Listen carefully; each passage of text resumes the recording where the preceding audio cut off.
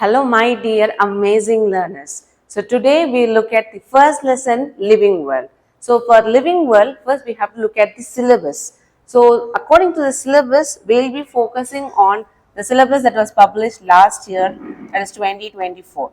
So, we may expect some of the changes to come up in the subsequent years or they may not come. So, for now, we have this syllabus that has been released by NMC and we will stick to the syllabus.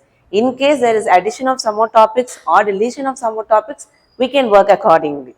So, what basically the first lesson says, that is the living world. So, we will be trying to define what is living, what are the characteristics of a living organism.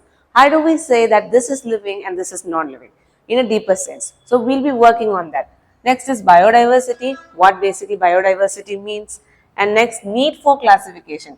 Where comes a need for classification? So, plants and animals can be as such in their own place and there will be no problem.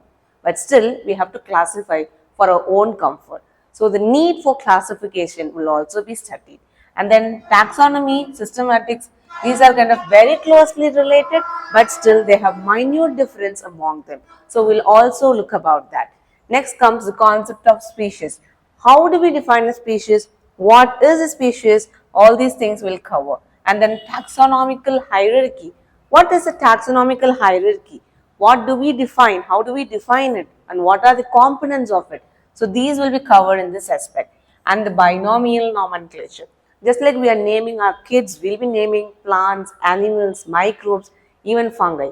So it has to follow a certain set of rules and regulations. So what are those rules and how do scientists fit their names into those rules? And that will be the complete concept in the first lesson, Living World.